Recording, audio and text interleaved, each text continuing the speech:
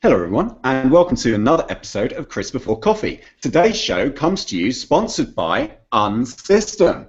And we are here at the Bitcoin Squad. I just thought I'd start off with a Taylor Swift quote because I just love what she's doing at the moment. Predicting doom from the technology of tomorrow ignores the nightmare of technology today.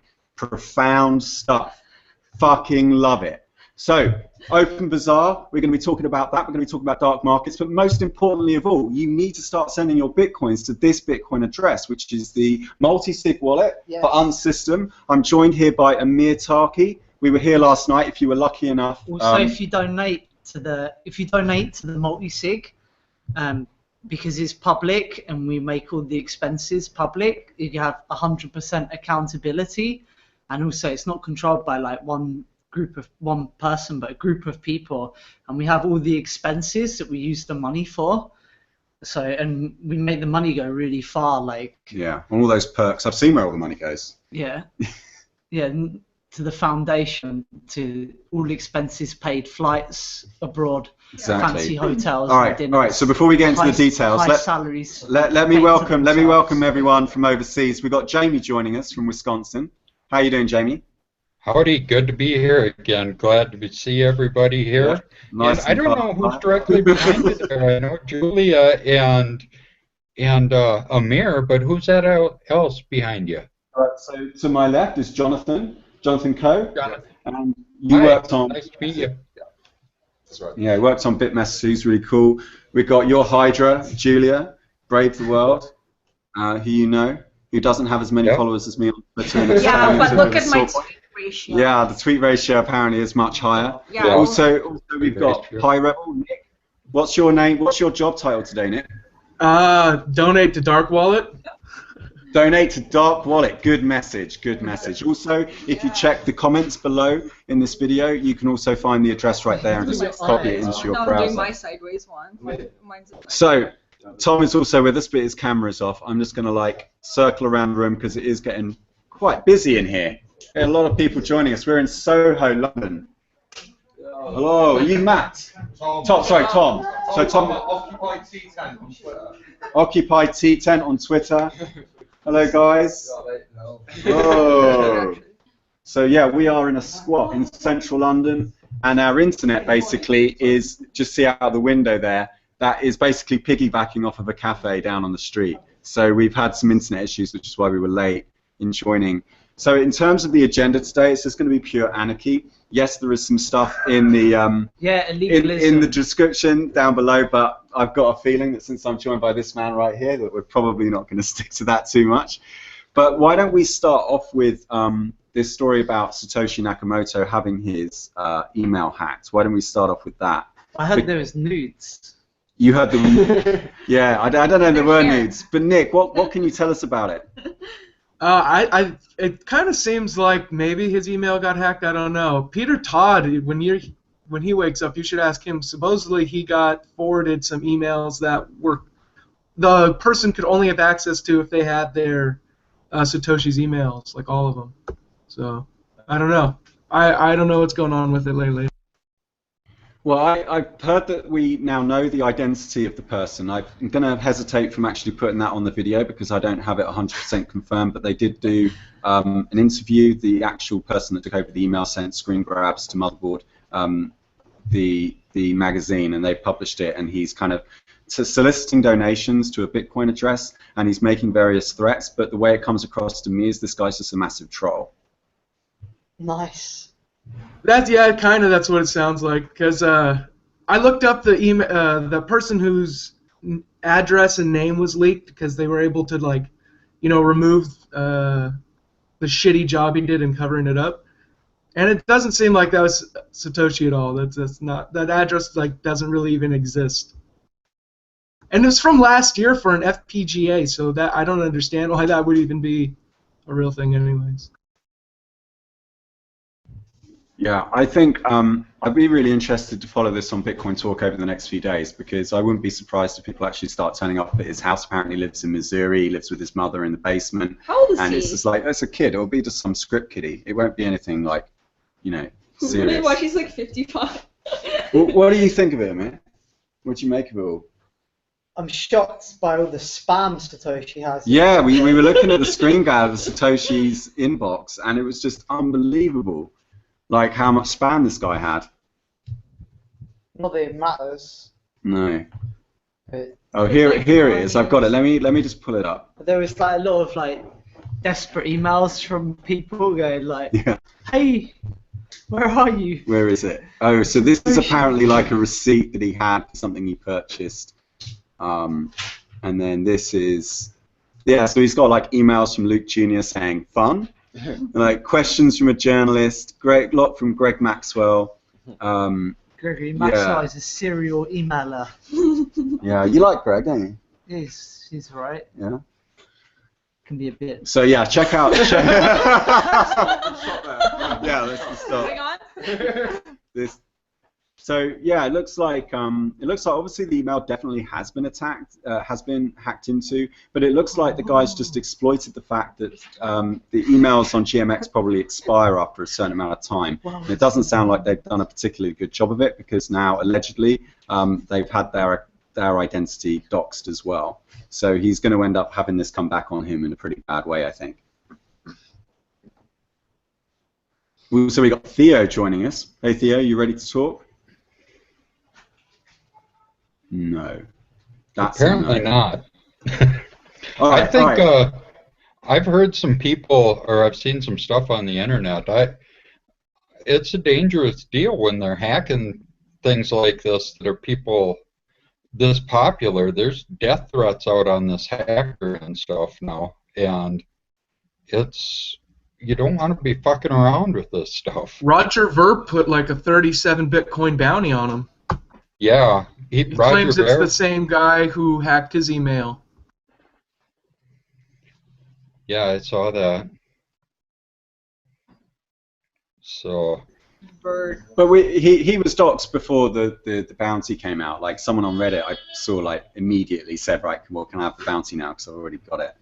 I think it'd be really interesting. But what I really don't like about this is that this just fuels the speculation as to who is Satoshi even more, which is an entirely irrelevant question, and we kind of need to move on from it. Like it's just a soap opera.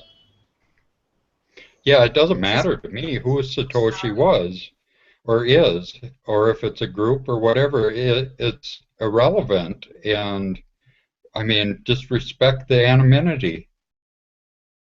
Yeah. Whoever Satoshi is, they have too many bitcoins frozen in the chain for the media to stop caring about it. They're going to keep caring till they find out what happened to those bitcoins. I'm supposed to go.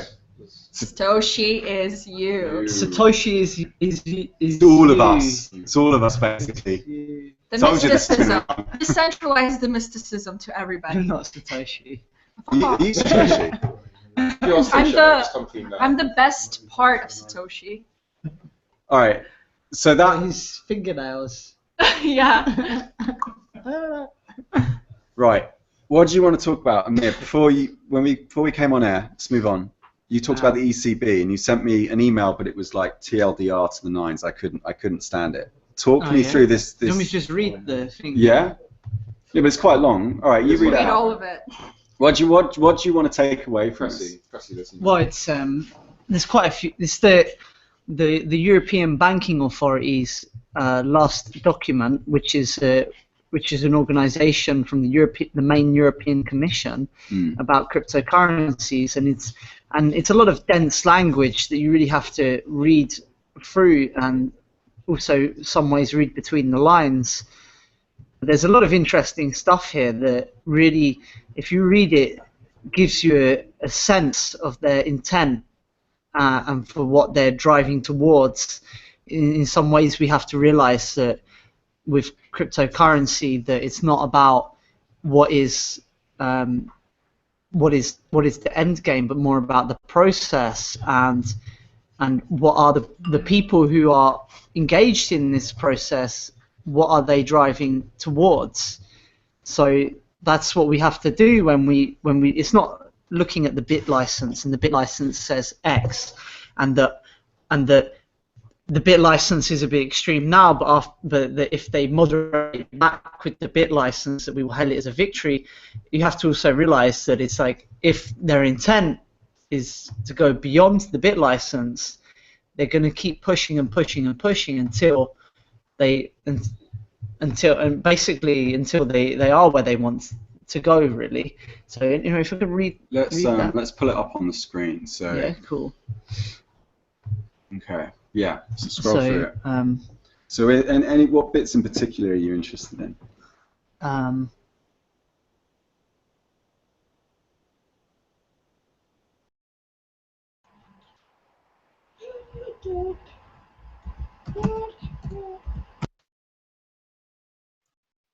Well, I think the end game for them is they want to just control it and control everybody that uses it. They want their fiat back.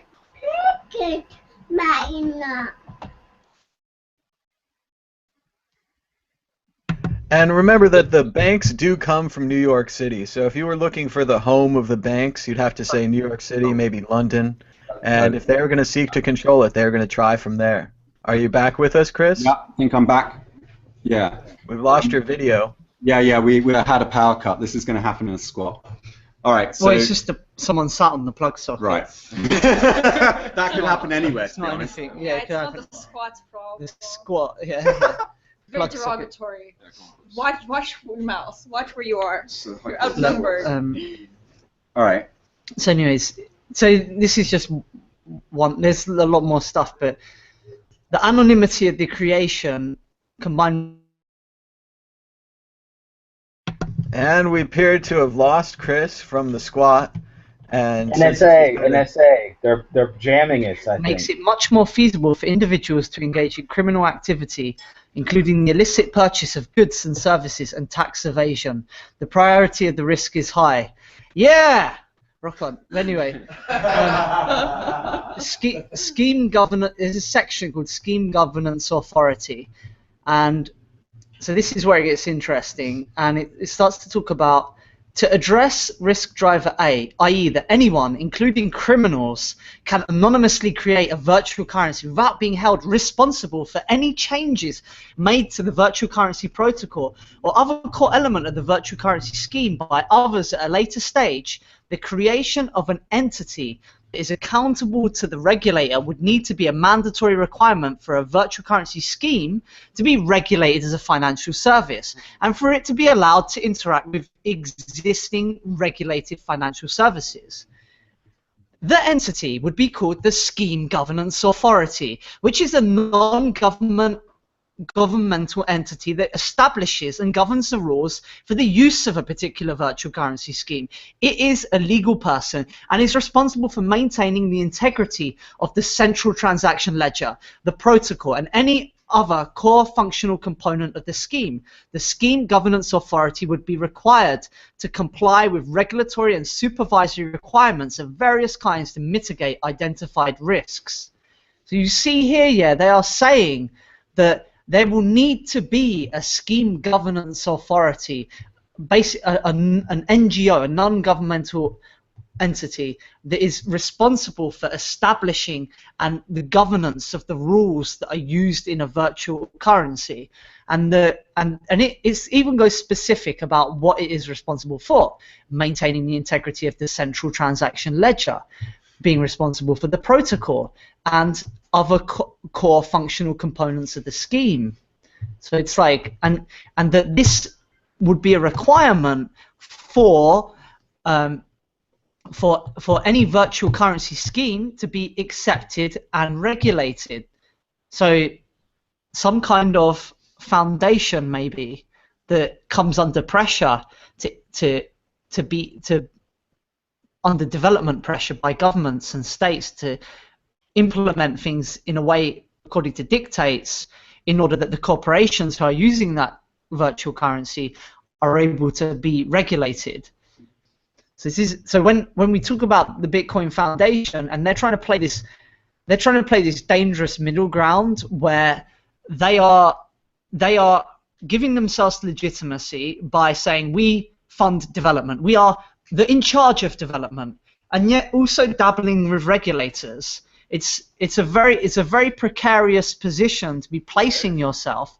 There's introducing a risk to Bitcoin. You know, so Well, the scary thing too is the support from the community. It's self-granted and it's supported. So, like, that's the scary thing. People blindly support it, even though it's a self-granted authority. Yeah, there's a Because if nobody held it up to a high regard, then it wouldn't matter, right?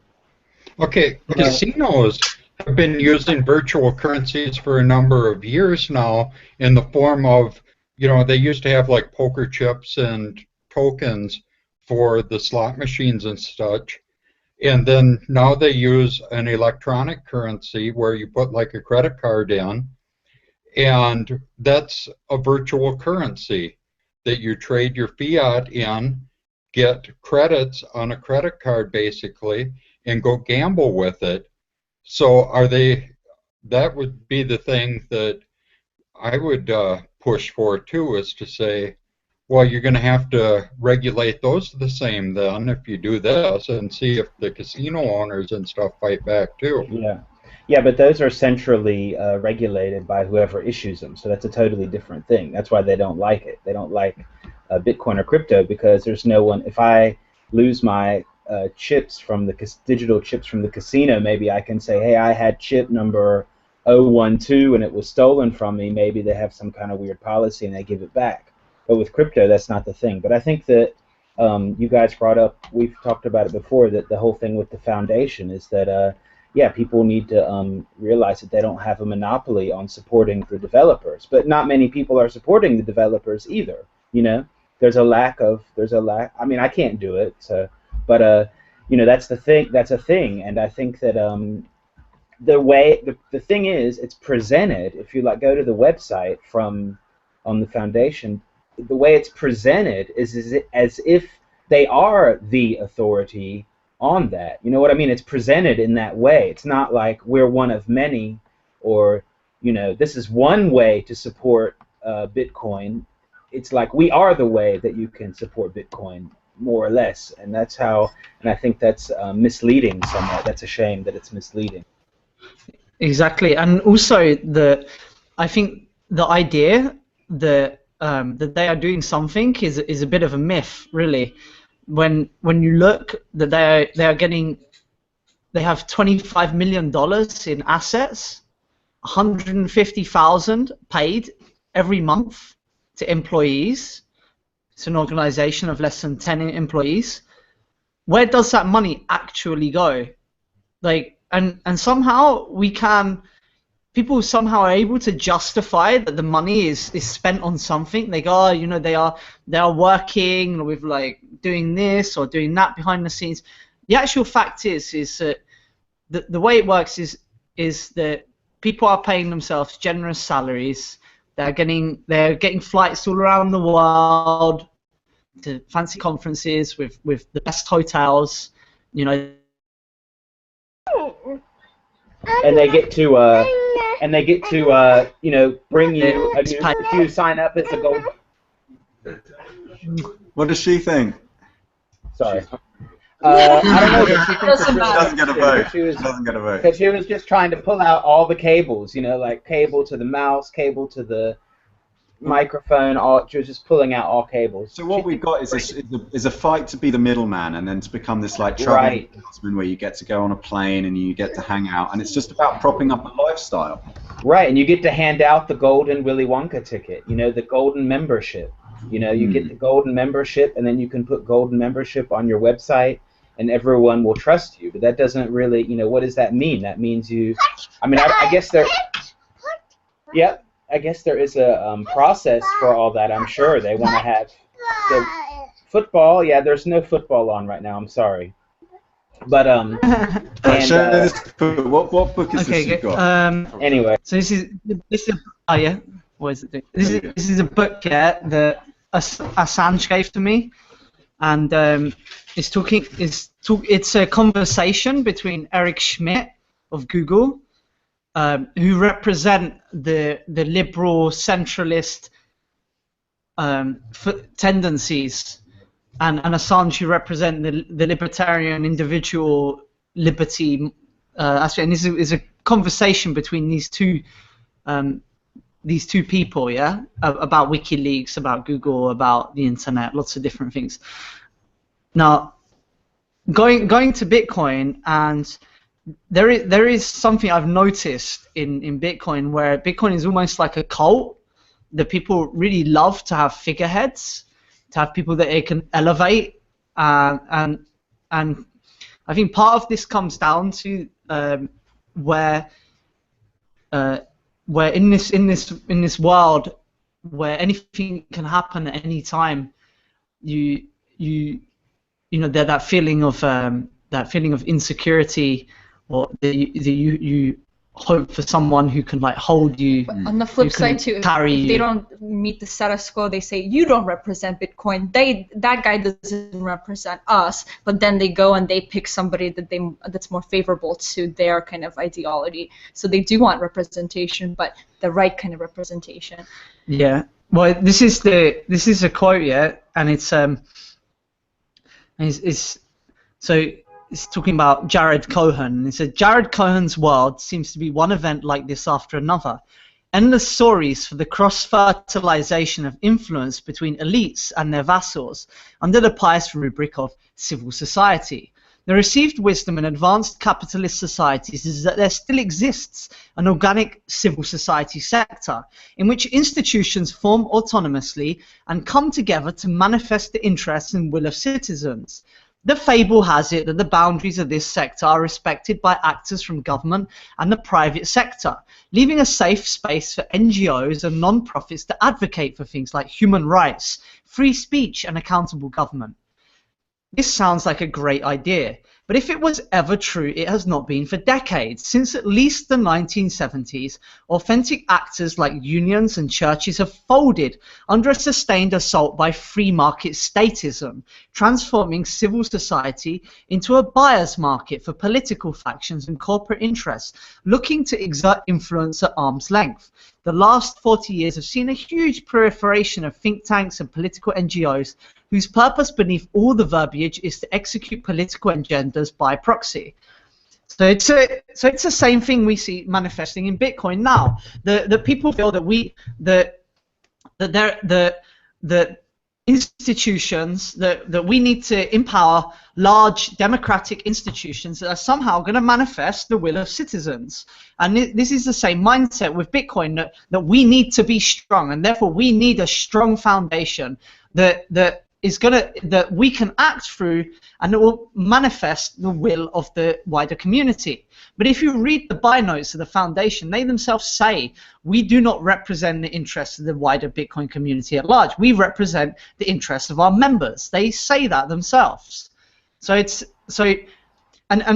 whole mindset becomes, yeah, that we need to win. We are this big power structure, and we need to become conglomerate with the even bigger power structure that is the system. And so we need to start playing to them to win their favor, and part of that process becomes about prostrating yourself, about giving your power away to someone else in order to curry favor, to win favor from that person. At the expense of who? At the expense of your wider community, for your own benefit. So, and this comes from the mindset of we are the gatekeepers, we are doing what's best for Bitcoin. And so when you get into that mindset, it starts to become that okay, we need to have a united message, a united front. I was reading a CoinDesk article, and it was talking about acquiring talent in the Bitcoin ecosystem, and it was saying that Bitcoin companies usually find it easier to get money and resources than they do to hire talent, which is really odd, because for Dark Wallet we have the opposite problem. We find it really difficult to get resources, but we have no shortage of talent. We have many people in IRC, very skilled, talented people, who are giving their time and energy because they believe in the project. But because of lack of resources, the things go a lot slower than they would do otherwise. You know, and I'm very grateful to the wider community, and also my programmers who are working on their own time with their own money. You know, and anyway, this article goes on, and it starts to talk about how it has a quote from Michael Groninger of Kraken, and it says that Bitcoin companies, they they want people who like Bitcoin as a technology, but they don't want people who like Bitcoin as a political movement, because that makes it difficult to navigate the regulatory and financial space, which is strange because as Darwin, we want people who see Bitcoin as a political movement. We want people who are interested in the technology, who are willing to challenge us, who are those are the guys that are really going to struggle for your cause. So this whole thing is about about disempowering programmers and individuals, and that we need workers who are subservient to the superstructure, and so when you start to get into that, it starts to become that anybody who thinks different, who says something that challenges what the bigger message is, of your united front, your image, becomes a problem, becomes a challenge to what you are, to that hierarchy, that they need to be pushed out, they need to be censored, they need to be removed. And so that's why even if you go on the Bitcoin Foundation YouTube page, yeah, you see yeah, all people with suits with the corporate logos behind, like, this is Bitcoin, this is respectable. We are respectable people building Bitcoin in offices in our high ivory towers. Marketing legitimacy. Legitimacy, exactly. Yeah. That's the word, legitimacy. That we have the credibility. And there is a. Can I show an article actually? Yeah. Man who really built Bitcoin. Now we're going deep. Let me. Okay, so you share that one, yeah. Okay. How do you do it? Presumptuous title for the win. All right, cool. It's going to be a bit slow because we're streaming. It'll come up in a minute. Where's the flute? No, not yet. Loading, not yet. loading. Please wait. Where did Thom go? We need. That was Chris. Oh yeah, definitely. That was Chris. Don't lie, Chris. All right, we'll edit this out later. What was? The load where it's Don't loading. censor him. Don't censor you, fascist. Free speech right now. Alright, cool. Free noise. No, Right. No, you have to just close it. Oh, God. What do you mean? Where's the cross? There must be like something. Oh, close that. Press escape. Oh yeah, there you go. Yeah. Alright, cool. Okay. There we go. So Look at the little flag. Right. So look, waving his own flag. This is an article called "The Man Who Really Built Bitcoin." Who cares about Satoshi Nakamoto? Someone else made Bitcoin what it is and has the most power over its destiny. So this is so there are people that Bitcoin was made by Satoshi Nakamoto, and Satoshi Nakamoto is very political. You read his writings. He's saying stuff like Bitcoin can win us a new front of freedom for several years, and he even put that quote in the Genesis block about the central banks. Like, and that's a problem for people with this agenda. That it becomes that they're trying to erase Satoshi from the annals of Bitcoin. Yeah. That Bitcoin was not the product of this guy. It was Bitcoin. Bitcoin maybe started that way, but what really contributed to Bitcoin was this credible and respectable process that came, and they brought the money, they brought the investment, they brought the big offices, and they're the guys that built Bitcoin. And so in this article, it's talking about a bunch of different things, and it's going on about talking. It's a revision of history, or rather a reinterpretation of Bitcoin's history, and I just want to concentrate on the end part where it goes. After the transaction issue is resolved, the work of looking after the code will increasingly be the job for caretakers, not master builders, he says. And the article ends in, I hope in 10 years that Bitcoin is really boring. So this is basically, it's like saying that it's about, and I should note also, when I talk about agenda, or corruption, I'm not talking about like some guy coming to you and like, hey, do you want to fuck up Bitcoin and padding your pocket with a few thousand K? No, I'm talking about like where your friends work for the corporations, where your salary is paid by a foundation. Your value system changes. You become more impartial to that way of seeing things, that way of doing things, you know. And Gavin really, like, if I get down to it, was a guy that lucked out, found himself in this position, and he's a weak leader, like, and so he's the only thing that he can cling on to in his position is this aura of credibility, of respectability. That's where all these titles come from, like lead Bitcoin core developer or chief scientist, you know, and that is part of that image of promoting yourself as a programmer who is someone that is part of some greater thing, you know, that people can't perceive, you know, like. You know, like where we trust in our political masters because they know best, they have the experience, you know, there's something behind there that you don't know what's happening, so trust them because they're the experts. Right. And that's very disempowering from an individual perspective. When he says, yeah, that Bitcoin will be the job of caretakers, it's saying the idea that Bitcoin, what is really driving development is not passionate, creative artists or individuals, but instead, you know, engineers developing things according to process. You know, there's all the big investment coming in, you know, like with I don't know if anyone knows about waterfall software development, you know, like you have this whole idea, like where top down, like where you make a plan, we're going to do a big project, you know, and then people was like, okay, we need $8 million, and then you sell some, Well, like 50, they raised 15 million. What's that? I'm not allowed to be critical of Ethereum? Yeah, you can be critical. You know, that's a different topic, that's a different topic, but I'm talking about Bitcoin now, yeah. But anyway, it's this idea, we get the investment, you know, we will make the plan, everybody will like assemble together and then we'll execute it and then develop the final product and bam!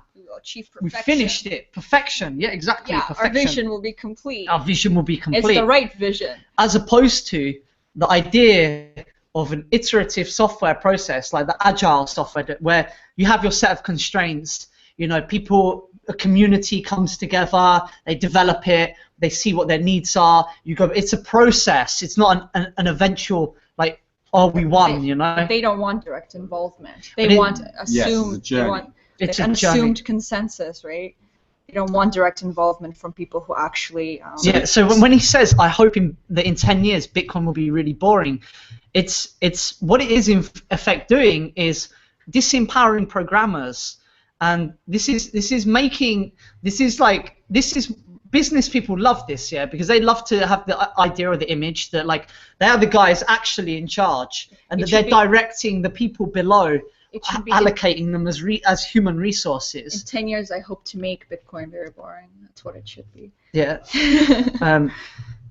So this is a mindset that I think is very counterproductive.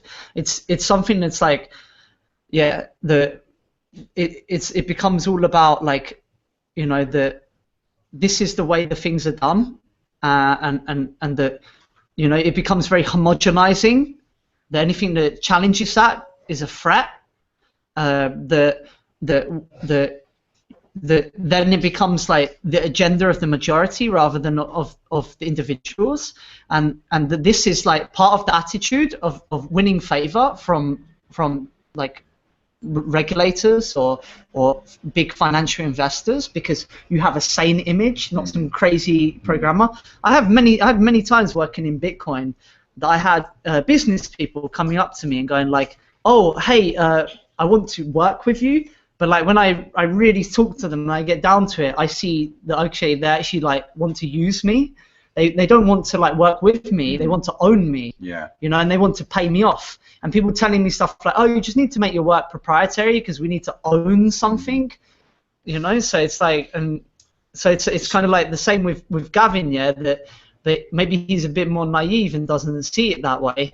But someone in his position is easily replaceable. So once he outlives his usefulness, the next guy, if you're just a janitor, there's like hundreds of janitors, and that's why also he makes a personal attacks against Peter Todd, because someone like Peter Todd, so he was lead core Bitcoin developer and now receded from development because to become like the brains behind Bitcoin, But Peter Todd is actually a guy who actually understands Bitcoin on a deeper level, because many of the programmers, they're only thinking one step ahead, and so for instance, like in that article, Gavin's saying, okay, another thing that Gavin likes to say is Bitcoin is politically neutral, and the logic kind of goes like this: Bitcoin is neutral in that it's a free and open network which doesn't discriminate against participants. Therefore, Bitcoin is politically neutral, which is a very, very tenuous way to slant the thing, It's a political statement in and of itself. Saying it's politically neutral is a political statement with an agenda. Right. And that is also a liberal agenda. So I read that quote from the book here. That's part of the thing. The thing that struck me the most here about these kind of people is not that they're like, that they're so scary through their strength or power. It's politically. They're like seeing the things in like just level one. Right. And well, let's throw this out to the floor. Anyone have any thoughts on this article? I was surprised when I found out that there were people involved with Bitcoin that weren't anarchists. I was like, what? You guys like Bitcoin and you're not an anarchist? What the fuck are you doing in this? We also had a comment from Ajan, who's in Thailand. He's joining us, and he's saying, does this sort of chaotic atmosphere actually help with your creativity as a developer, as opposed to like working in an office? Yeah, definitely. Like we before squat some buildings where it's like office buildings with strip lighting, and that stuff destroys your soul. Speaks for itself, isn't it? It's like how do you expect people to be able to think? And to be able to get into that zone where they're comfortable. They don't want you to if think. you have strip lighting on, that is like literally destroying your chi, your energy, man. It's like. But they don't want you to think. Unbelievable. They don't want you to think. Yeah, but why would you do that to your wife? Yeah, exactly. It keeps you awake. They wonder why they're on Facebook the whole time.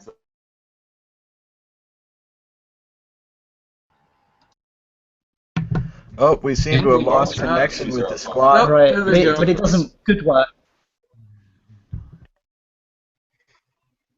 That's also another thing about the programmers here. It's like, oh yeah, that we are engineers doing it according to process. Like we are not like thinking for ourselves. Yeah, we are directed. But that's also like a centralizing mindset as well. Right, anyone else? Oh. It's Amir before coffee, not Chris before coffee. All right. Me. I knew this was going to happen. Right, go on.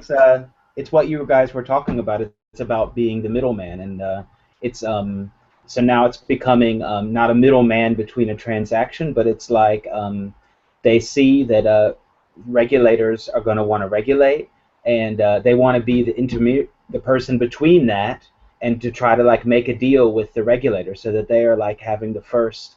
They're trying to like you said, they're trying to say we are Bitcoin, and they want to have that voice because they see a big power gain in being the to try to represent that. But I think if people just if it was bigger, like on the foundation website, like up front and said we are a member-driven organization, which is kind of like a cop-out thing anyway. But if they just said it more blatantly, then it would be okay. But it's not so blatant when you go to the website. You don't get that impression. You know what I mean? Well, you don't get the impression that it's a lobby group. Guys not going to allow that. They've got good PR guys. Look at it. You've got all these business guys. They put all their money in a pile. They made an organization. They hired some good PR guys. They put all this stuff out there, and now they're the Bitcoin Foundation. They're the center of this thing. So they should rule, right? Well, so what are we going to do?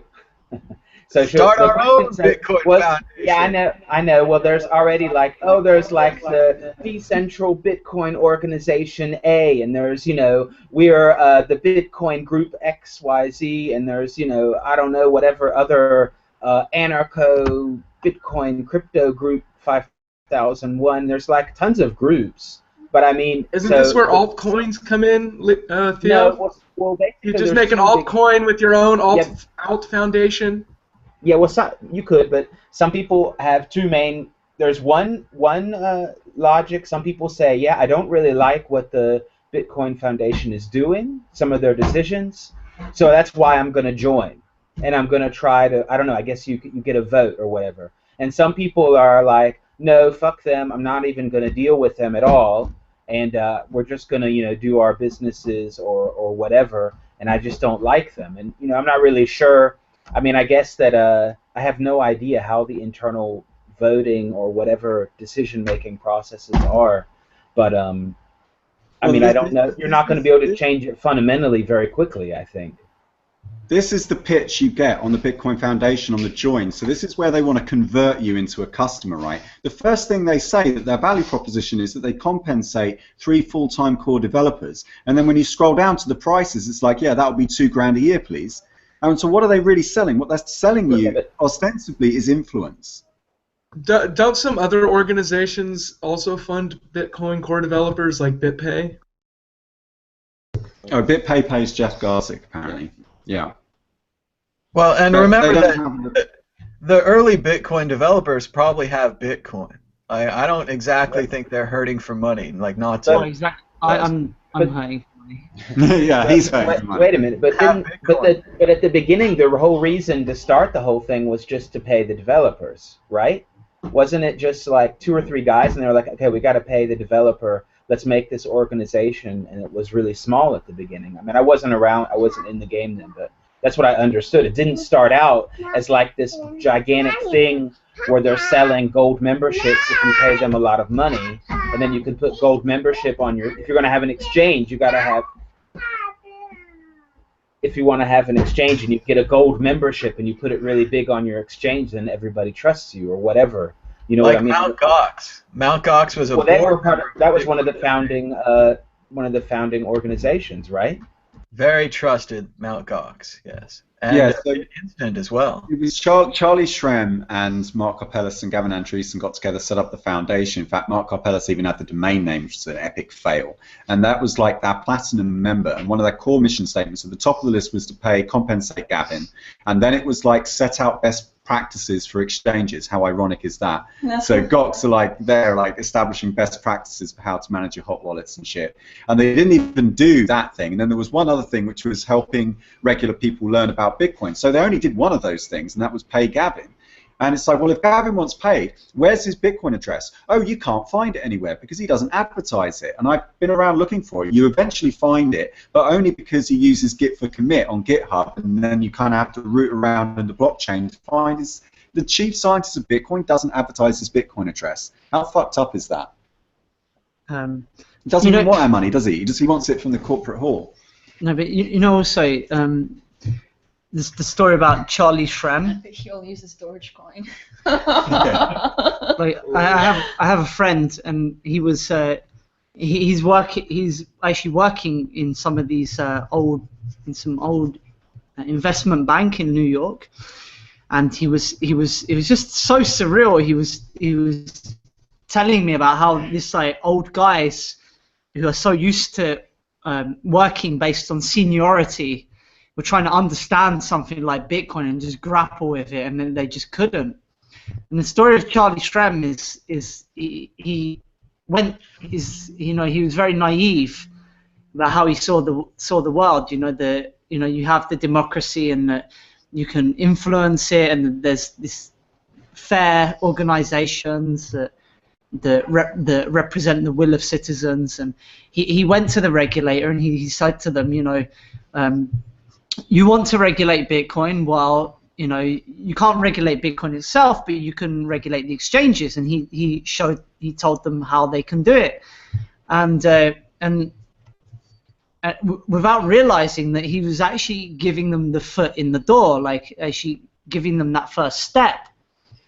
We saw I was just reading the document about the scheme governance authorities. So if the foundation wants to play this game where they're funding development and presenting themselves as being the driver of development, while at the same time being the front for a bunch of Bitcoin corporations that is interacting with regulators and law enforcement, that is a very dangerous fence to be sitting on.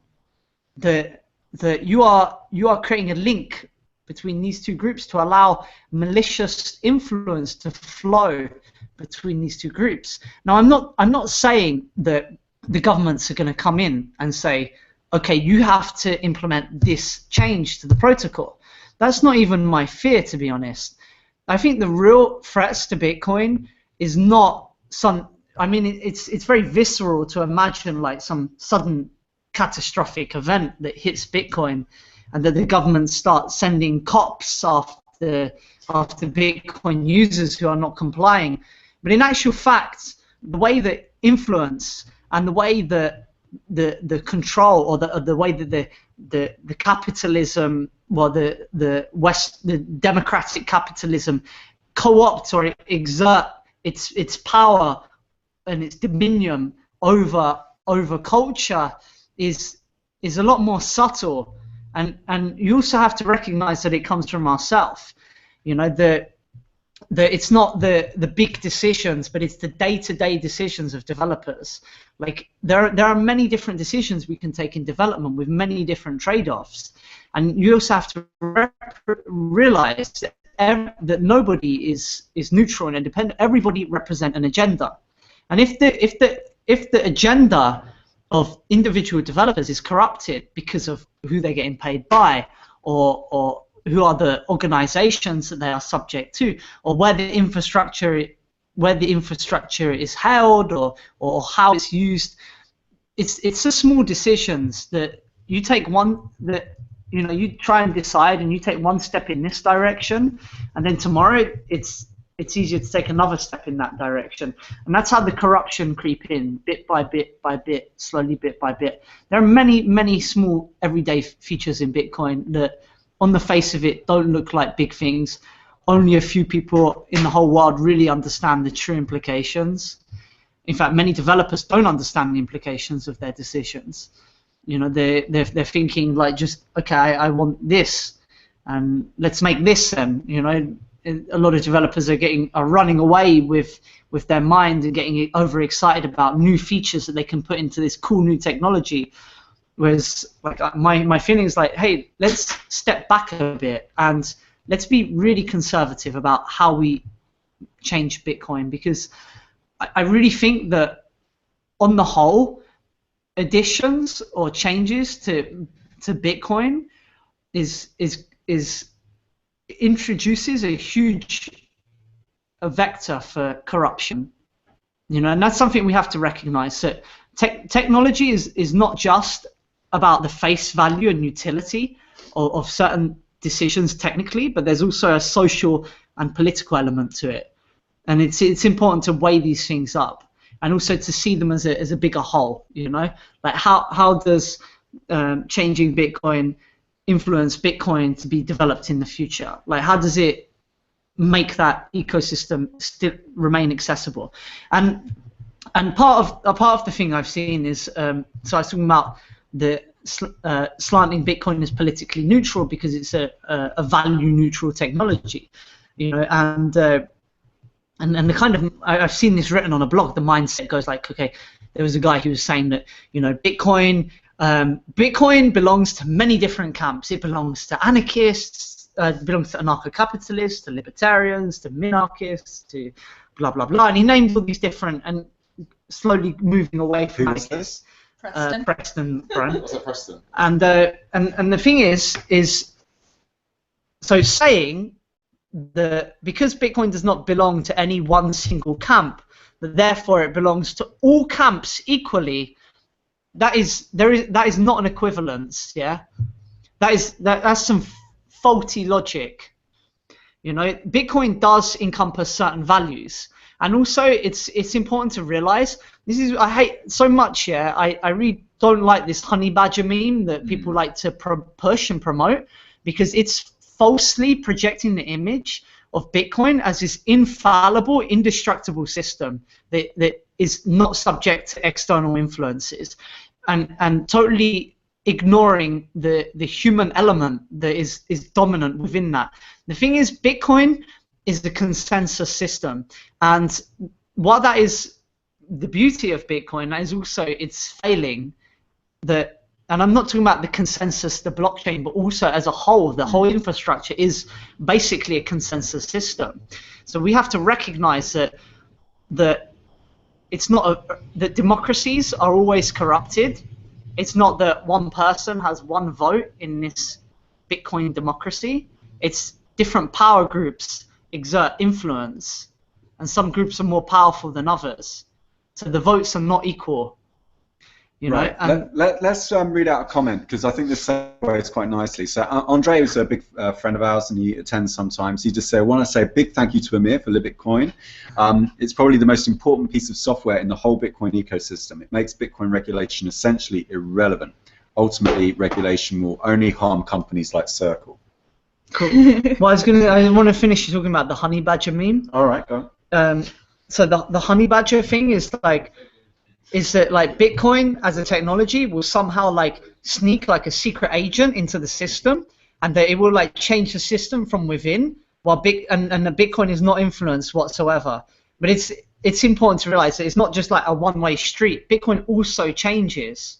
So if we want the Bitcoin for what it holds, we also have to realize that, you know, there's a struggle to protect the integrity or purity of that system, and right now there is this two directions that are being pulled with Bitcoin. Like one side who sees Bitcoin as this. That's why if you look at the Bitcoin 2013 conference, like one of the subtitles that they called Bitcoin was payments innovation. That there's this image that, like, you know, if we could just get this like plaything out of the crazy anarchist's hand, then we can make it legitimate, then we can make it mainstream and use it for something useful.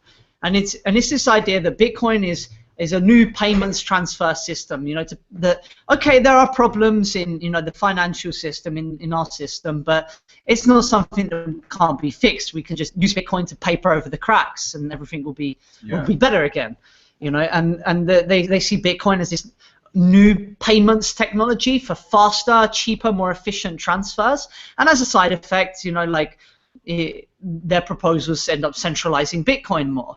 You know, and it's undeniable to say that Gavin is a big promoter of this agenda, because if you look at his development decisions, that is, and Mike Khan as well, that is what they push for. You know, developing the payments protocol, the proposals for like Mike's proposal to allow other miners to seize the block reward, which ends up allowing a new censorship technology. You know, things like Gavin's pushing for raising the block size limit, which ends up centralizing the miners more. You know, and I see so, and the thing is to realize is that I think that vision of Bitcoin is lacking in depth of what's truly possible with Bitcoin. You know, there was a post on Reddit recently by Mike Khan in which he's trying to slant like all of the arguments of our side into saying like that we just single-handedly want to push for privacy, which is false. You know, we do value as a dominant aspects of Bitcoin, lack of censorship and anonymity, which both are important, because without anonymity, you can't have free speech. You know, like you know, you can do whatever you want. Just tell me your name and address. That's why we need anonymity. And part of promoting this is having decentralization. But the thing is, with Bitcoin, what is really fascinating is the things that you can't do with dollars. You know, being able to incorporate your own cyber corporation through the blockchain to have a distributed autonomous corporation. You know, information black markets for growing that human intellectual record, distributed uncensored black markets like Open Bazaar is trying to do. You know, interesting applications leveraging the blockchain, all the different financial instruments that we can use for organizing large groups of humans in big economic cooperatives like the securities, shares, options, different financial instruments, all the different tools of trade and business, things about decentralized law, digital governance, tools of trade and business. This is a deeper vision for what Bitcoin is possible, as opposed to a mere payments innovation to send money from A to B instead of using your credit card. You know, this silly thing like, oh, have you used Bitcoin? I've got it on my iPhone. You know, like I can buy coffee in the bar. That's if you read the things Mike Khan always talks about. He's always talking about things like self-driving cars or flying vending machines, which for me is a bit of a technological utopianism. For a guy, vending machines is really scary. It is. By machines. Yeah. I want that we are using the technology to organize and communicate and live and get closer to our roots, joined back to nature, you know, living free. So I'd just like to remind everyone that this is Amir before coffee. We are live from the Bitcoin Squad, and this is the donation address where you can send Amir and the Unsystem crew some donations so that we can actually get some of the decent software out there. So this is the address. It's also in the comments below. Do any of you guys have any thoughts on the soliloquy? Well, I was going to ask you what you found. You posted in the whatever your preparation document or whatever the hell you call it. The script is really a script. Yeah. Yeah, the script. That's what it's called. A script. Yeah, that thing. You posted about some new developments on SourceForge. Maybe you could talk about what you found. Oh well, a chance to look at it. To developer watch just yet because we're still waiting to see if Peter Todd is up. Oh, okay. Because we were talking about things like that. So at the moment. But yeah, I did want to talk about the new release of Bitcoin. But also, Amir, do you know what's happening with Mastercoin? We had a question from no, I'm Silver, not. Silver Miner. I'm with my blinders on Bitcoin. Right. Okay. Well, we'll come back to that. I will say that earlier, Christoph Atlas had a comment on Twitter. He said that putting Gavin at the front of Bitcoin is trying to make Bitcoin like Windows OS. Boring and morally castrated. Morally castrated. I love Atlas. Yeah, we love it. Big fans of Christoph around here. Christoph Atlas is a cool dude. I'm going to retweet that. That's great. And I was going to say earlier that we have kind of a debate going on right now whether people think, what's the basis of our society? Now, the old basis of our society used to be law, right? If it's legal, you can do it. If it's not legal, you can't do it. I think the new basis of our society is code. If you can do it with code, if you can do it with software, you can do it. If you can't do it with code, well, it can't be done. And people are coming up against this with the Bitcoin. The regulation side believes that Bitcoin, the code, the computer code, should be tied to the law. Oh, the law says we can code it. Now it's okay. I believe the exact opposite. The code is going to dictate the law. The code is what we can do. And we can do Bitcoin. We can do Dark Wallet. We can do these other things.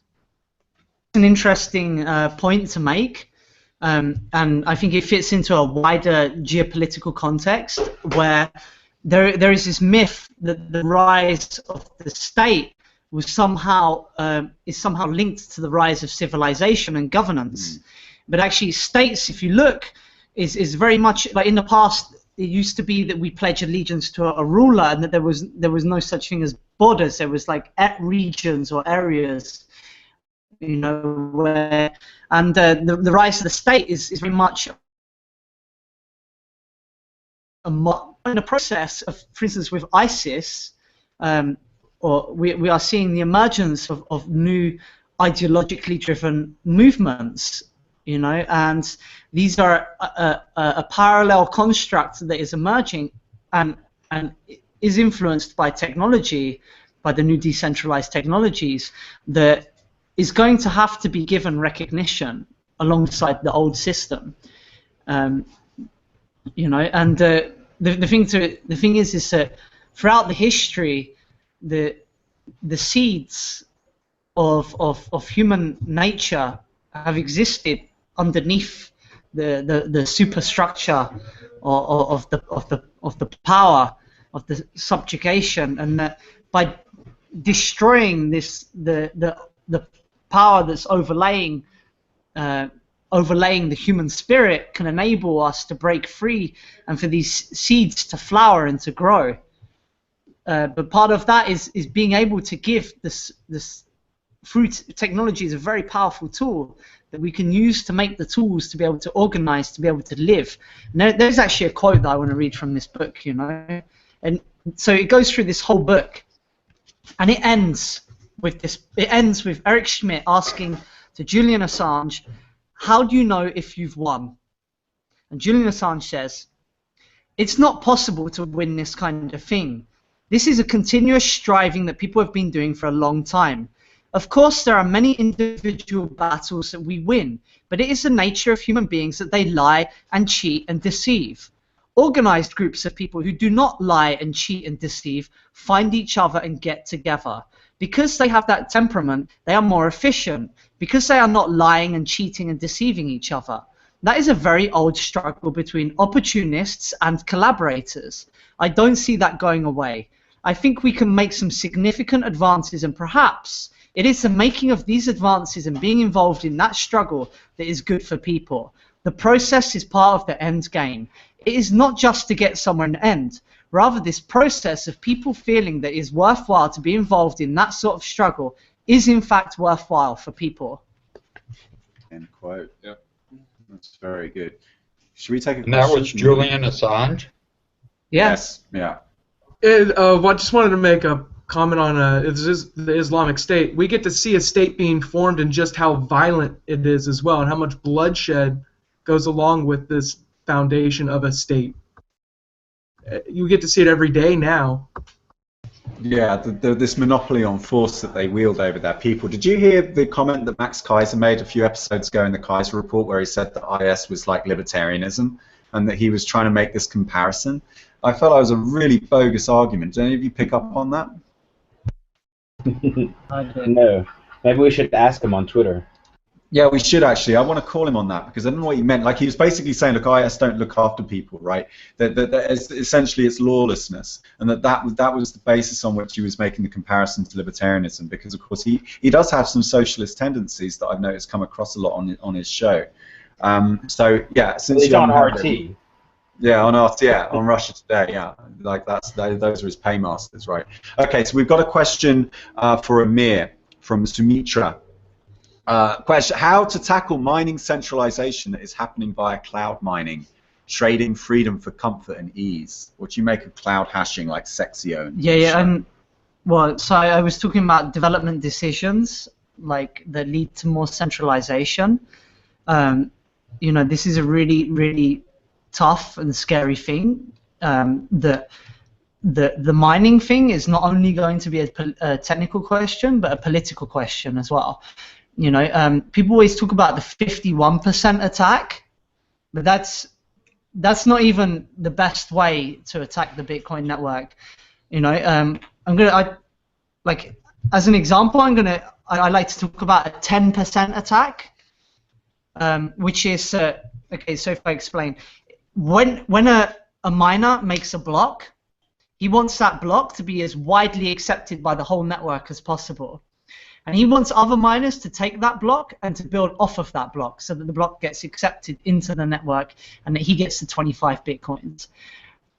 If a government regulator came to 10% of the miners, a few miners in the USA, and said, if you accept blocks from other miners that include blacklisted transactions, then we are going to fine you, we are going to penalize you.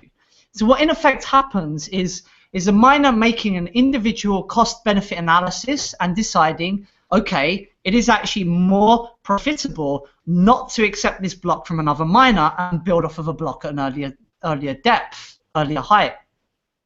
And so what happens is that the other miners who produce the blocks will start to self-censor themselves because they want to maximize their expectation.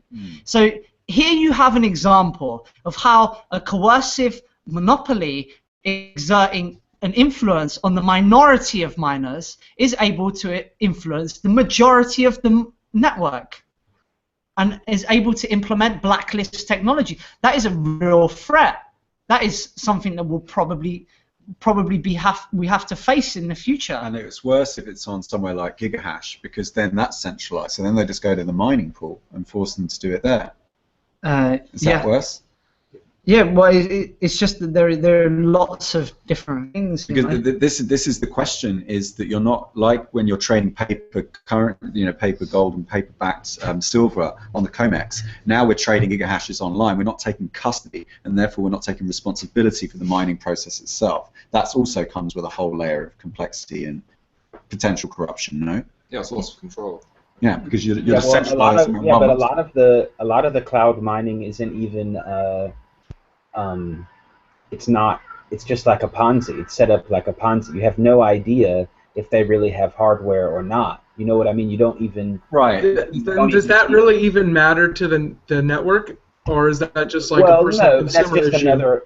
Well, not necessarily to the network, but that's just another layer of it. I mean, of course, CEX.io is the biggest one, and you can see your little worker and see the blocks that come in on that. So that they have some kind of data centers, mining farms or whatever. But some of the other ones you don't apparently, and so it's just the whole thing. What they're doing is they're just giving them the new customers. They're taking the new money from the new customers and giving it to the old customers. Exactly. Yeah. Right. Exactly. So it's just repeating, the fucked up things that we already have in our world, just in a different way. Yeah, and that just gives them an excuse to get more regulation in. When people Exactly. ask what the biggest problem with Bitcoin is, it seems to be like the simplest answer is the people, really. So the people self-censoring, the people having authority worship, the people having fear, and the people being compliant. So at the very core, that's the biggest threat to Bitcoin, because from that idea, from that non-vision, it's like a non-vision, right? Because you're just going to get along. That's where all the problems stem from, because technology manifests from people's values at the end of the day. Indeed. Yeah.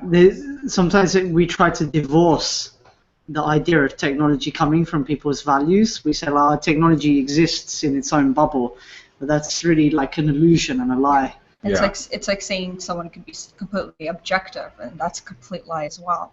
Yeah, I mean, we decide what we want to work on as programmers, right? And if we work on certain things, it's going to have a certain effect, and that's political. Everything is politically driven, because everything comes. Yeah, we don't live in a vacuum. Yeah, and we're very irrational beings. We're not rational most of the time. Cool, rock on, man.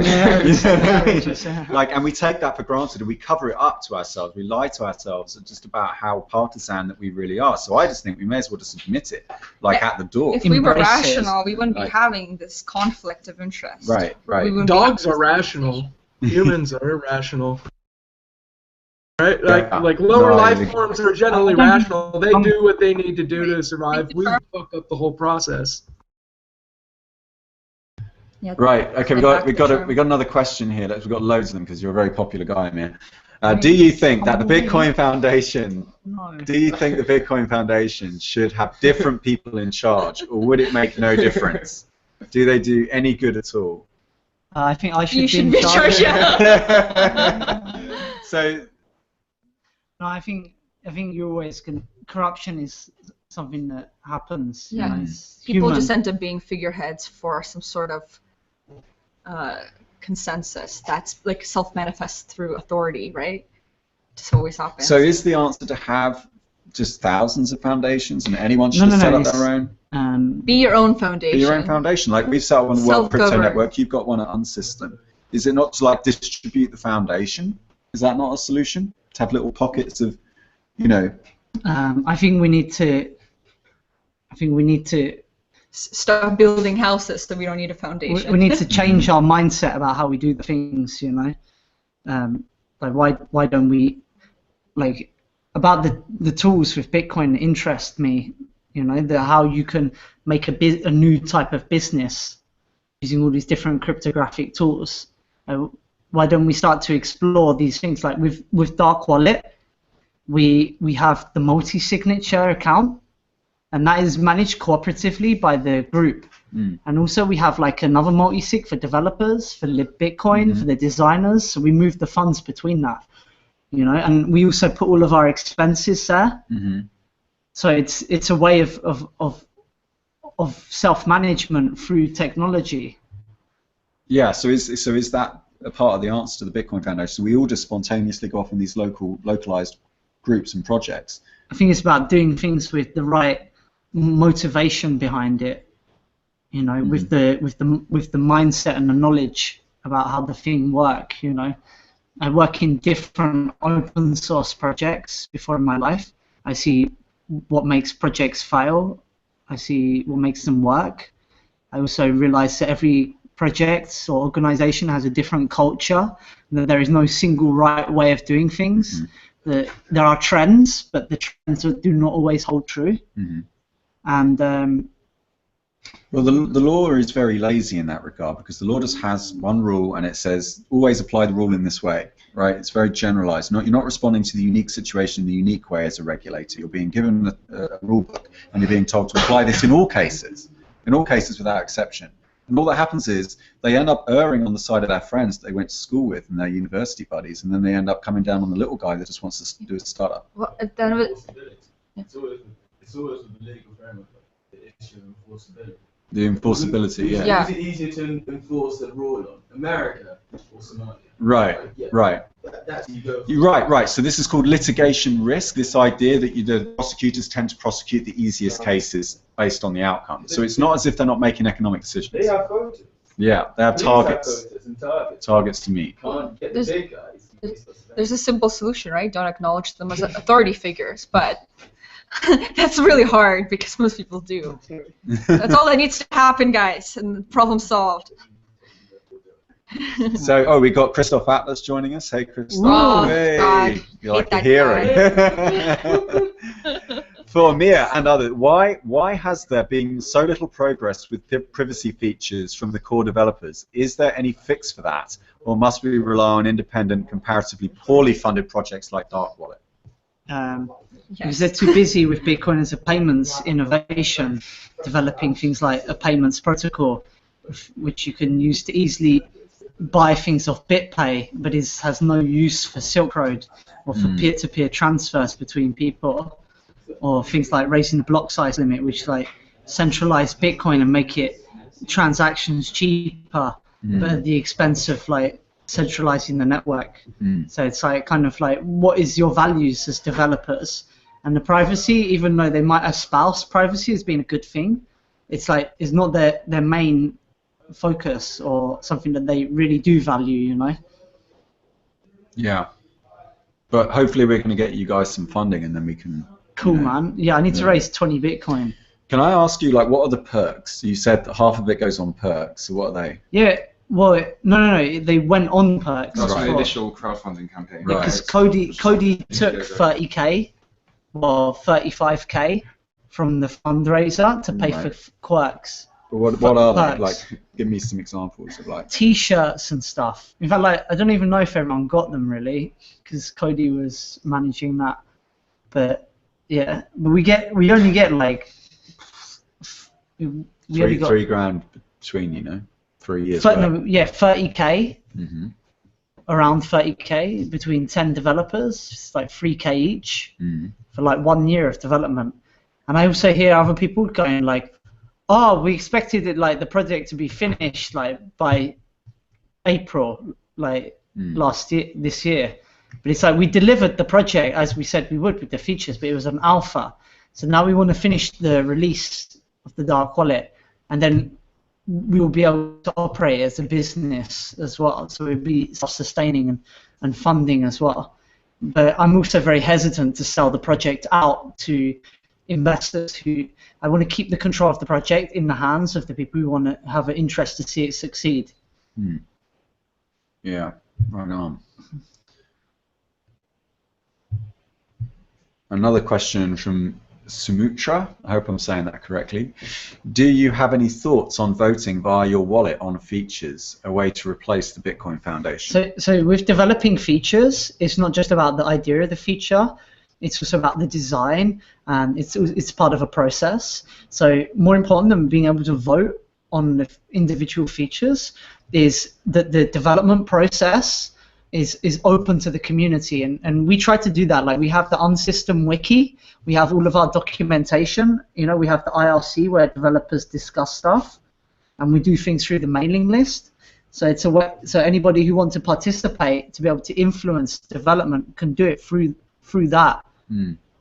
Yeah, that's interesting. And you guys are going to be setting up in the next few days. We're going to get you set up with Wi-Fi in the other room, and you're going to have like a hack space. What are we calling this? Hack lab. Hack lab.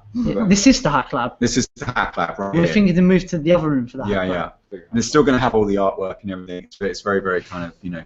Yeah, because this room is smaller than the other room, which is massive. Sophisticated.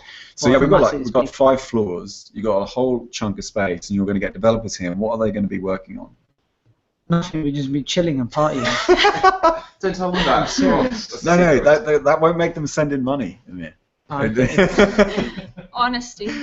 Yeah, honestly, at least we'll be able to live stream what they're spending the money on. You can see your bitcoins being spent on site. Yeah, live in stream real the time. party on Saturday. Live stream. Very We'll cheap have a blockchain like on the side screen. And you can actually see your bitcoins being spent. Like this guy is working on like a BitMessage Android app, and we have Privacy. Do you want to show it? On your Yeah, phone? I have it. we have Peter Todd. We have the Vicoin asleep. guy just arrived, but he's too embarrassed to come on camera. We have Thom working in a song. So we're going to be. We have two dark wallet designers coming. I will be discussing with them a lot, and also with Peter Todd. The thing is more important than to be able to spend the time writing code now. Is like building the personal relation with the people and seeing where our minds are at. So that's what I mean. Now, we have a silver miner is saying, is there any ROI, return on investment, in Darkcoin wallet? Like, is it profit making? Are you going to be taking fees from any of the transactions, like multi-bit? Yeah, I have some ideas for business models that I can use to raise income to pay to further dark wallet, because it's not only about dark wallet, but there's a whole range of different applications that we want to create based around Bitcoin technology. You know, it's also we need to raise 2 million next year so we can get our place, so we can buy like a King's Castle to make a open source research and development center and put all like scientists and technology and build industry, so that like we can develop the things that we need to be able to like make our own open source shanty towns, open source cities, and maybe like one in the Americas and one in Europe. You've had Vinny Gupta here, haven't you? Yeah, he's my friend. Yeah, and he's got this like projects, the permaculture sort of projects where it's Hexayurt, right? Yeah. He's amazing. And is that the kind of thing you're talking about? Yeah. Well, look, but also like, why fund dark wallet? Yeah, because so you get the software, you know, a stable release of production-ready software, securely and privately store your savings in a super tax haven. You know, you get a wallet which gives you the true power of the Bitcoin ecosystem. Like the current features we already have in Alpha are multi-signature mixing, an instant blockchain server with good privacy. You help improve the Bitcoin ecosystem, increasing the value of your holdings, and also you can. Let me pull this up so they can see it. So is it a full node? Are you downloading the whole blockchain? With dark wallet? Yeah. No, you have libBitcoin backend. Right. Okay. But look, also, you're asking if you go on our wiki as well. There's this section BitLaw where it talks all about like the things that we're interested in about Bitcoin that you can do. Yeah. And also discussion about consensus and different governance things. And also there's more links here. So I'm very interested about Bitcoin for governance stuff. And also like we prefer to promote autonomy and independence and less democratic consensus, because we're into self-organization. So we focus on information and transparency as our 2 key points. Also here, this is about the open source city. We're involved in some projects around Europe, which is about building spaces.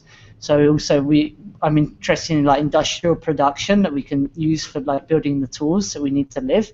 There's some very interesting projects. But anyway, this is non-Bitcoin, this is other topics, but like I want to have like our own like boxing gyms and swimming pools and hack labs and like media center. And so everyone gets to be the king, or are you just thinking you can be the king? How does it work?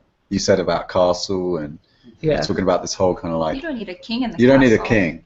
Well, it's just like imagine like loads of like you and your friends and your friends are like 10,000 people like living in this like your own city that you like self-manage, and like everyone like have their own form of income and like small businesses and like working on the thing instead of putting the money to buy from corporation, buy from your friends. I think that's cool. Like if we can just make our own little like piece of heaven on earth. Love it. And if you what was that quote that on the one of the doors out the back there about like heaven is already here, why take the road of pain? Like it's like we deliberately force ourselves into these awkward shapes and positions. Like we're running to stand still at the minute.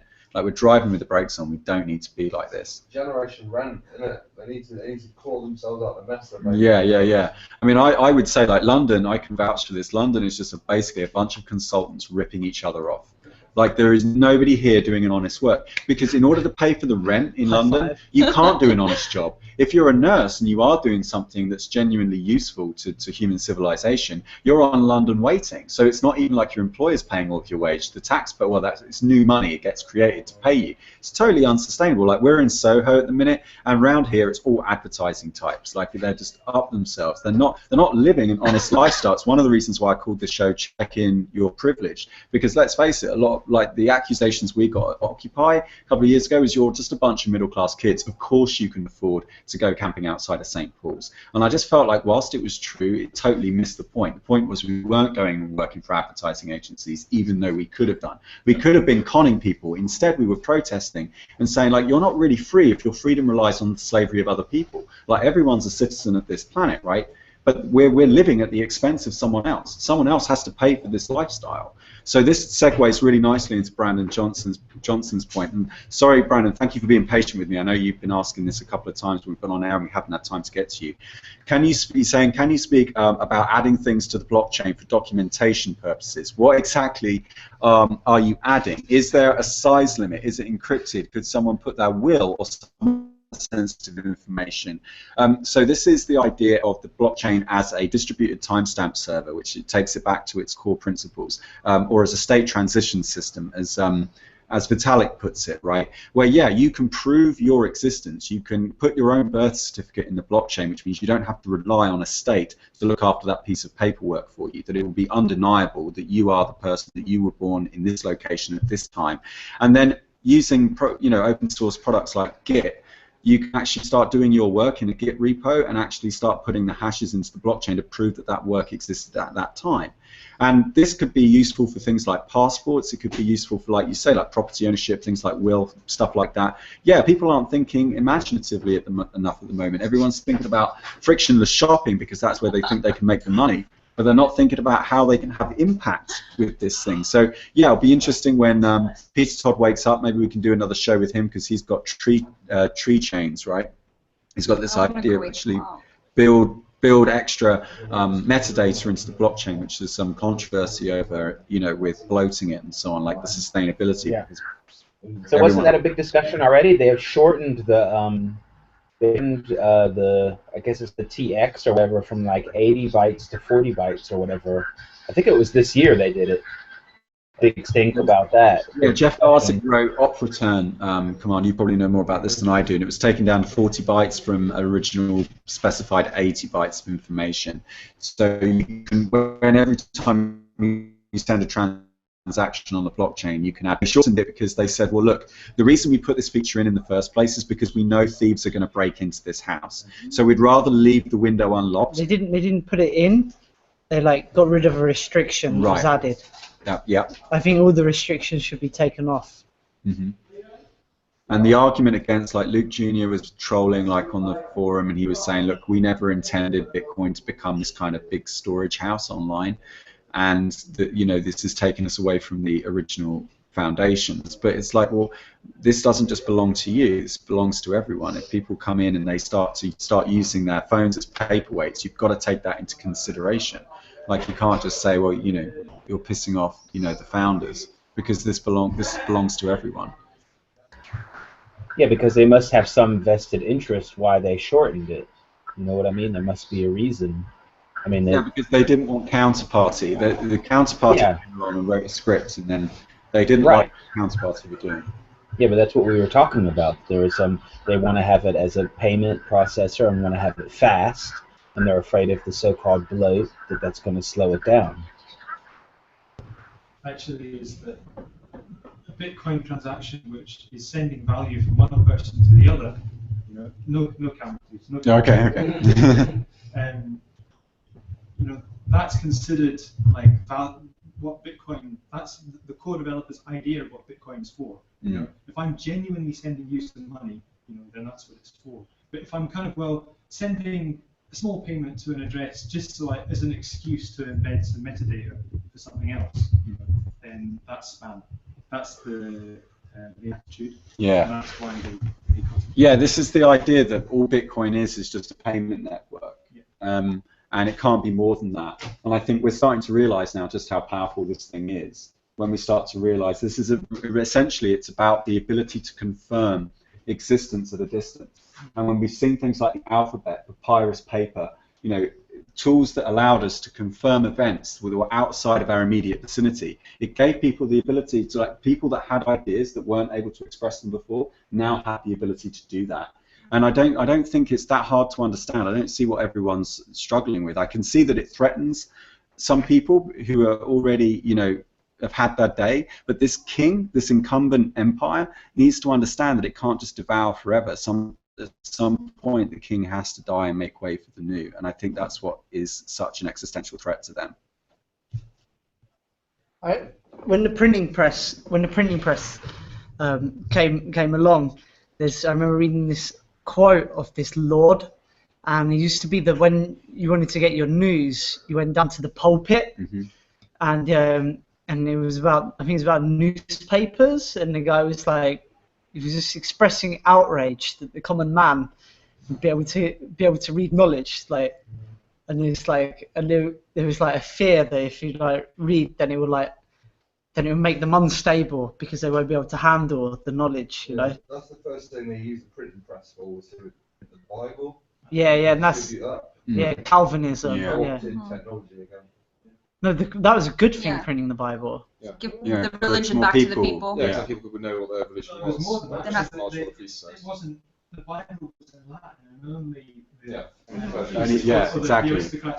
I don't know if you can they translated it into, I think it was German, wasn't it? Yeah. The first translation. And then the common man could question the priest. Yeah, and that's a little bit like Wikipedia, right? You're giving information to people. I know people like myself, we read thousands of Wikipedia entries, just hungry for facts or hungry for information. Yeah, I love Wikipedia. Like every time I watch a video and then someone makes an assertion, I'll always go look it up. And you could never do that before. And I think that's what's really, really powerful about this. Blake Anderson. Blake is joining us. Blake, you there? Yes, I am. It's great to see you guys this morning. I have been listening for a while. And, great conversation thus far. That's a live shot of Blake Anderson right there. That's brilliant. Fantastic. Well, yeah, I knew this. I knew the show would be a little bit of a clusterfuck, but I kind of don't mind it. But I would be remiss if I didn't address Dustin's comment, because he's put a lot of work in the script. So this is the script. I mean, it's not really a script, let's face it, because we don't really listen to this thing. But so Dustin, Bitcoin Art Gallery, has been putting a lot of work. He wants to know what we all think of this iWatch, this Apple Pay that's just come out, because what he's saying is that it could threaten Bitcoin as a pay. Frictionless shopping, Amir. It's all about frictionless shopping. It's all about I do think enabling. Wearable tech is the future. You do think wearable tech is the future? I don't know. That's what my designer told me. So right. He knows a lot. So if I understand Apple Pay correctly, Apple don't actually store any data from your payment. It's just between you, the merchant, and bank. So you've got your credit card information stored in your watch, and then NFC, you just touch it on the counter at the point of sale. And then apparently, according to what I've read, yeah, who wears a watch these days anyway? Everyone uses their phones. Yeah. Jamie wears a watch. Yeah, I'm wearing a watch. So I think that's an interesting move by Apple, that they don't want the data, because I thought that's where the business model was, no? No, apparently not. Is anyone else on this call? Blake Anderson. Blake Anderson.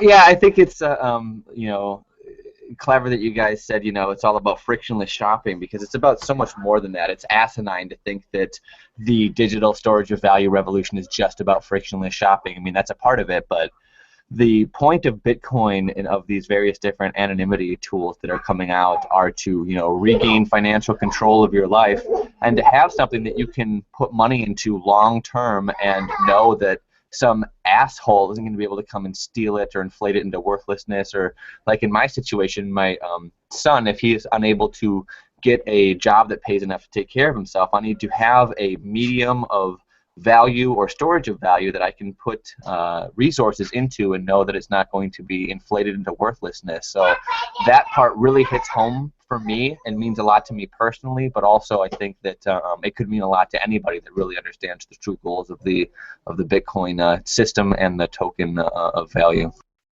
Yeah, so I was at a co-working space in London. Google have got in East London, and when you pay in the cafe there, you have to use this centralized ledger called Droplet, which is basically the startup that are trying to take over the banking space by, like, you buy credits and then you can pay for it and get discounts, loyalty discounts, but all they're doing is stealing your, like, payment information. What you spend your money on becomes more valuable than your money, because then they get to sell that data for marketing and advertising, all of your choices. And that's what I just think is, like, really nefarious, and it's what kind of pisses me off. Like, this is like the screen, and these places are just full of self-unemployed people. These sort of, you know what I mean? Like, because all they do, in these cafes, these Google-sponsored cafes, is they just spend all day on social media. They don't do anything. You look over every person's shoulder, and they're on Facebook or they're on Twitter. It's like, is that your company? Is that your startup? It's doing really well, I hear. Like, no, that's not your Twitter is not your startup. So what are you doing on Twitter, man? Like, you're on Twitter because you're just basically a social media whore, like, look who's talking. But what I mean, like, they're being paid to, like, talk about products. So you're in there, you've got a startup, because let's face it, you can't have a tech startup in London because your rent's too high. You're not going to be able to compete with people that are working for much lower living standards across the world. So all you're really doing is you've got a mate, he's got a friend in the city, you've got some funding, that's kind of paying your living wage, and then you're going on Twitter telling all your friends to buy your product, because you've got to get traction in order to get your Series B. So you've got your Series A round funding, and then you've got to get, like, your Series B, and then eventually you want to sell it out to, like, your Series C, like your IPO. And you want to go public to some greater fool who's going to buy this off of you. You know what else I'm seeing in kind of the Bitcoin space? People just people occupying space and feeling important. Like, there's the Bitcoin Academy in Montreal. Yeah. And I went there with my friend, and they have this space that's completely free for them, because the guy who owns the space is really rich and he loves Bitcoin, so he gave these, like, trusted people the space to utilize to promote Bitcoin and whatever. And they sit there. This is my impression. They have, like, 4 floors of this beautiful space in a prime location, and they got some magazines and the ATM and all that, but beyond that, they're sitting there and they're occupying offices and, like, working on their own startups, I'm sure. And I didn't delve too deep into it, but I asked, like, what do you guys do day to day? Do you have people come in here and work on projects? Do you host, like, what events are you hosting, blah, blah? And they were just kind of ambivalent about the whole thing. I didn't feel any enthusiasm about Bitcoin. I didn't feel any kind of acknowledgement for, oh yeah, they told me how it was awesome, we have this free space, we don't have to pay rent, we could do whatever, but they weren't doing anything. Like, nothing has come out of there. And it really, I came out of that place really disappointed as a whole, because that does represent a lot of the community. They sit in these places, and they were lucky enough to get this space for free, and they're just kind of co-opting it to, like, wear their suit and sit in their office and bring girls around and be like, oh, I'm in Bitcoin, look at me. And it's like, I don't know, maybe I'm wrong, maybe I'm being judgmental, maybe some, like, amazing project is going to come out of there in 5 years, but I really doubt it. None of these, we haven't produced any really good startups in the UK. None. And we've got Mind Candy, but I mean, in the mainstream, the innovation sector, right? This new kind of fourth sector, they're calling it. Have you heard this bullshit term? We are number one fourth money sector. laundering So you had, like, software. Yeah, like privatization. We are the number one money laundering software. And let me tell you about this building. Yeah, this building it was occupied 1 year ago by the G8 protesters. By the G8 protesters. Anarchist revolutionary. Yeah, you carry on talking. Yeah. Yeah, go on. So this is when Thom comes in with his guitar. So this is the building that we're in, and you can check my Twitter stream at Mr. Catellus for pictures in the last few days. One? Yeah, let me get that up. Daily fail. Yeah. Yeah. Well, let's see how quickly it loads because we're live streaming over a public Wi-Fi. Yeah. So this is the building of the G8, and it was evicted by 1,000 counter-terrorism police. That's how many it takes to get rid of these people. That's what your tax money is going towards. Well, that's what the new money is. That's what the QE money goes towards. Yeah, look, 1,200 officers. What? For real? For about 100. Look at that. That's We're gonna go up on the roof. We're gonna have to do a live stream. Yeah, Daily Mail. Peak Street. Hey, who's that? That's Connor. Who's That's that? me. Is that you? Skinhead. Yeah, that's him. Look. Wow. These trackies. All right. Oh my god. Anyway, Anarchist chat. that was the guy Spyro that was here earlier. That's me on the roof as well. Whoa, look at that. That's so good. So anyway, now they kicked Russia out of the G8, so it's G7. The G7 released a document from the FATF, Glad they kicked us out. the I speak for Russia. Financial Action Task Force, which is an organization to combat money laundering and terrorist financing. They released a document on key money laundering threats, and they named Dark Wallet. Dark Wallet is in the G8 building. Is it in there? Is it You in need this to like document? print No, a that's badge, a Wikipedia. button, I and can wear find it you the with document though. If you Yeah, want. yeah, let's do it. Yeah. pride. Wear it with pride. TF. Virtual. I think it's this one. Good morning, Chris. What is your main focus today?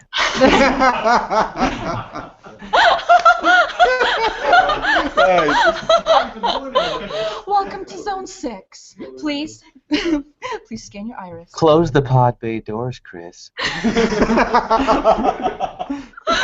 I wish I woke up to that every morning. Dark Wallet, there it is. Here we go.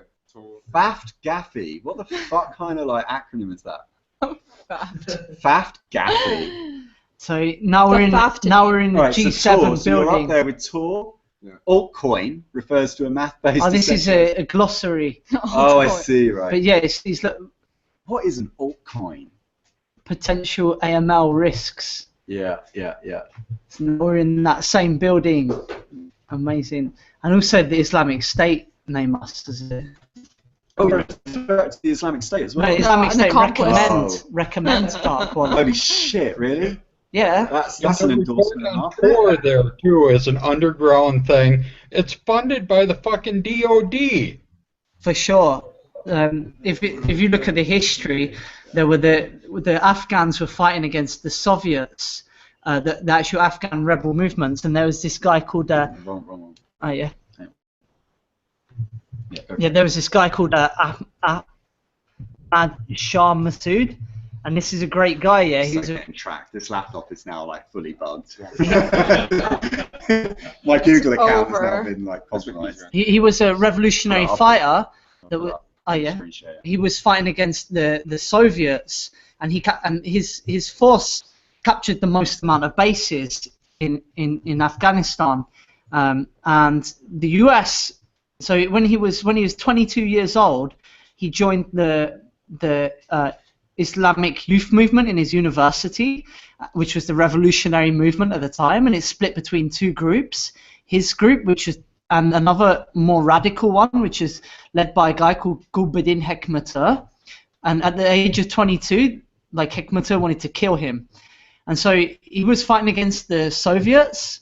And then years later, there was a civil war between him and the Taliban, and the Taliban was war against Hekmatyar, and Hekmatyar was the ruler of the Taliban and funded by financial and military support from Pakistan, and the money from Pakistan was was actually money that was given by the US to fund the Afghan resistance, and the Pakistani proxies funded it to all these Arabs and Taliban fighting forces who end up shelling civilians. So Shah Massoud's forces is what ended up being the Northern Alliance that America used to end up liberating, what ended up fighting in Afghanistan. But the original money came from America, and that's where Al Qaeda was created during the Iraq War. Wilson's War. Say again. Charlie Wilson's War. There's a movie about it. About the American Senator Charlie Wilson? About funding that? Yes, go on. Tell us more. There's a movie, a Hollywood movie about it. It's called Charlie Wilson's War. Okay, well, I have to check it out. There are pictures of like Governor McCain as well. Senator, what's his name? The thing is, yeah, the Al Qaeda was created in Iraq, in Afghanistan, and when the Americans invaded Iraq, Al Qaeda went and they started an outpost in Iraq, and they started to fight against the Americans, and then when the rebels, which was actually Al Qaeda, was fighting against Assad, which is an ally of Iran, we started giving money and weapons to the rebels in Syria, actually arming Al Qaeda, which actually splintered into ISIS. Well, and also to realize about Saddam Hussein is that Iran used to have a democratically elected government who wanted to nationalize oil. So we took them out of power. We put in a dictator that tortured and murdered people. And finally, the people had a revolution and took him out of power. And religious people managed to get into power. And Saddam launched a war of aggression against Iran, which the US heavily funded, which Western powers heavily funded and backed, which enabled the religious establishment in Iran to cement their power. And Saddam Hussein was gassing people, he's gassing his own people, the Kurds, he was gassing Iranians, and it's finally after 10 years of war, in which that war, the Iran-Iraq war, was the biggest modern-day scale conflict since World War II, where millions of people died. Like every family in Iran has people who died in that war. Everybody has war injuries, you know. At the end, Iran started to win that war, and so America went and started bombing the oil installations in Iran, in South Iran, because they didn't want to be seen to be participating in the war explicitly, in order to force Iran into a UN treaty with Iraq. And Iraq was bankrupted after that war, and that is when they went and invaded Kuwait. And you have the whole atrocity propaganda where there was the woman. Let me find this one here, and so you see, oh yeah, so this woman Naira, who testified in 1990 in front of a Congress, was talking about how Iraqi soldiers were. Yeah, and she faked it. I remember that. It was a huge going scandal. into Kuwaiti hospitals and killing babies, and this was a big driver for the war, you know, in Iraq to liberate Kuwait.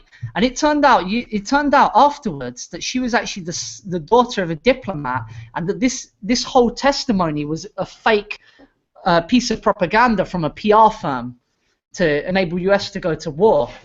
And so Saddam Hussein also, when we went to war in Iraq the second time, you have Donald Rumsfeld, who when Saddam was gassing Kurds and Iranians, and Donald Rumsfeld was going and shaking his hand and kissing him on both cheeks. Then you have in the second Iraq war the same Donald Rumsfeld going on TV and saying, "Oh, he's a monster. He gasses his own people." These people are psychopaths. Like these are the people that rule us. Like one day saying one thing and one day saying the next. You know.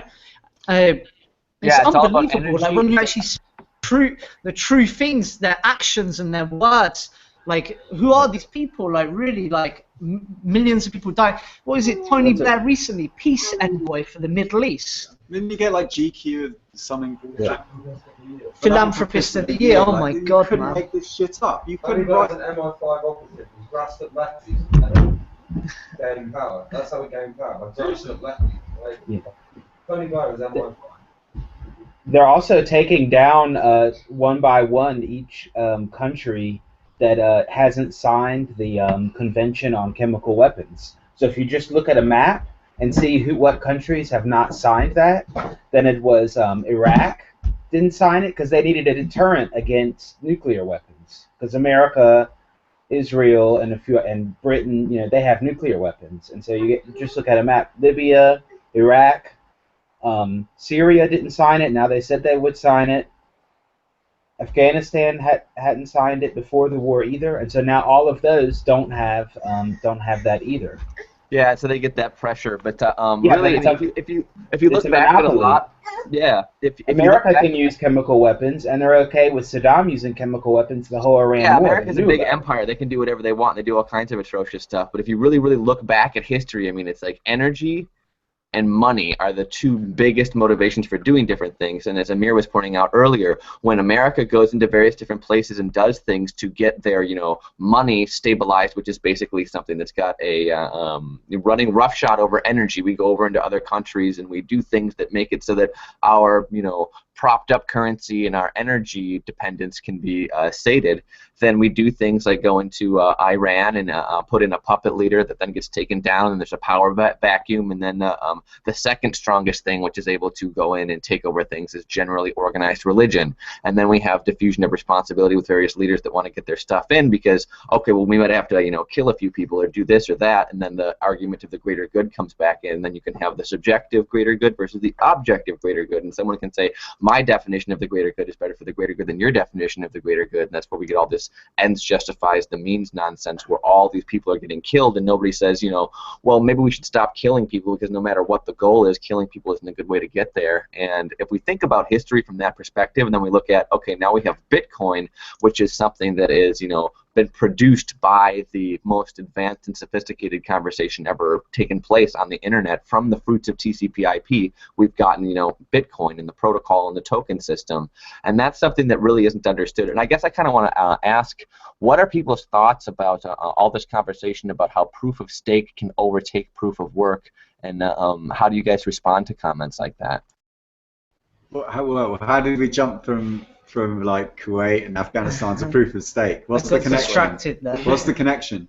Well, the connection is how are we going to move forward with these various technologies, and where are the risks of going backwards? I guess was kind of my my. Okay,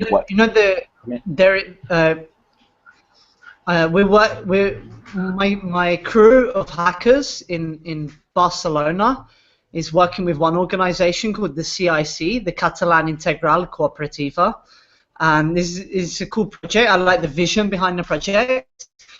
They want to provide the basic services that the humans need to live, but better than that of what the state provides. And that's the only way that we're going to be able to advocate for our position, is not through value propositions or through political blah blah, but actually putting things that are objectively better in front of people that people can use to live. And it's basically like a startup government, but better than what the governments of the states can provide. And they have like the food network where they do the distribution. They have all the different mechanisms. They basically use the legal structure of a cooperative to protect their own internal economy, to be able to enable the different groups to be able to organize. And where I see a lot of these decentralized technologies like Bitcoin and also mainly the blockchain, and also the innovations that have been spurned by Bitcoin, like the development of cryptography, the ideas of peer-to-peer. These things we can use to organize, because if you make a community of people, you're 100 people, you know one another, you can talk to another. But once you get beyond that scale, it becomes more difficult to organize. And one of the oldest documents in human history is the book of Hammurabi, which is mostly dealing about contract law. And that is what has enabled the whole system to scale and to be able to you make a corporation, and through that corporation you get access to a bunch of legal tools that you can use to be able to interface with other corporations, to enable corporations to conglomerate, to scale up, to be able to form contracts between each other. And now instead of using the legal law, we now have law that's based on mathematics, so we can use for for doing all different kinds of contracts or financial instruments that can greatly empower this mode of organization to be stronger, that we can make cooperative economic cooperatives instead of like people have a lot of money, like it's like if you take 100,000 people and they all put $5 together, you've got 500,000. Like why every month people pay 1,000 euros in rent for a box? Like why not to be around other cool people? Like and also it's very tempting sometimes to look at the system around you and go, oh, it's so big, it's so massive, I'm so small, we're so small, what can we do? But the thing is to realize is that as people, we've been sold the lie that we are disempowered and that we need to work through the power structures. But actually, we have a lot more strength than we realize. And also, it doesn't matter what other people are doing. If we are 100 people, if we are 10,000 people, if we are 100,000 people, we can do a lot. It's just about putting our resources and our energy into each other as opposed to putting it into up there. Because at the end of the day, they're always going to look after their guys first, and then the guys around them, and then the guys around them afterwards. And you'll be somewhere on the periphery. If we want to make the things work in our interest, we have to start showing mutuality with each other. We have to start to combine our efforts to work together for our own individual spirit, to be able to succeed, to be able to live, to eat. It's not good the way that we live now, that people pay rent their whole life, so they borrow, that they're in debt, they get mortgages, insurance, pensions. These are all different types of scams. Yeah. And the way that we're living now is like very expensive and very, very wasteful as well. It's not that expensive to build a house. Yet the government says, like, oh, we have trouble to provide housing for the poor. But it's not expensive to build a house. The reason it's expensive is because of the regulations and the layers of bullshit that they put on top. And so if you want to be able to have a house, what do you need to do? You need to get a job working for the man. Or you need to go into welfare to be put onto, to be able to be put to go and get jobs, education, then you have a mortgage before you even go and get the house, and then you have double mortgages by the time you have a place to live. Yeah, I totally agree, absolutely. The double mortgage system of the Western education is terrible. Back to the original question. Well, I don't know about proof of stake. Like, okay. Proof of what stake? You buy I thought we were talking about the wider technological concept. I know I haven't talked much concrete yet because like my head is in the clouds. We got a month, to go through this, Proof of debt. It's about proof of debt. Talking, and it goes on. I think and on. proof of stake is something we can address in another context. Should I talk about dark wallet? Yeah. Right, no, right. So we got a question from a John who's asking a very relevant question. How can people get in touch with your group and your crew, like if they want to get involved? Is it unsystem.net? Oh, cool. Yeah. We have an IRC on Freenode IRC called #DarkWallet. #DarkWallet. Okay. We also have Dark Wallet mailing list and LibBitcoin mailing list. Also, wiki.unsystem.net as all of the internal documentation for the project. Those are the main things. Could someone do me a favor and just timestamp this part of the video, and then we can return to it later and put links in the description after the video, which would be really helpful for a lot of people. Now, we had a question. We're going to have to wrap up soon because it's been 2 hours, believe it or not. Time actually flies when we're doing these things. Oh, yeah, we can go out on a song, actually. Yeah, that'd be cool, Tom, yeah. All right, get ready. But we had a question. Somebody, my God, there's a lot of questions. It's in the couch. A lot of questions. Chris, can you have a discussion with one? Sorry for the noise. I want to play my Give him the flute. Quick, don't be sleepy. Okay. Yeah. No, oh no. We're never gonna get. Not yet. Can I borrow your shoes to go outside? Yeah, go for it. Take them. Right. Wait. Everyone on live stream, I don't have shoes. Wait.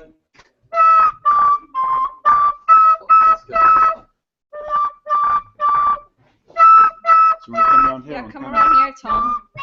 Alright, I think that's going to be it for today. Yeah. I've just screen grabbed your question, coin station. That's the artwork. Sweet Jesus. Thank you very, very much. Thank you very much for joining us today. We will be around in the next few days. And we're here joined by Tom, who's going to go out with a song. On Twitter. Occupy T10. Revolution sweeps the Middle East, the Western vulture circle, looking for a feast in Libya and Syria, in Egypt and Tunisia.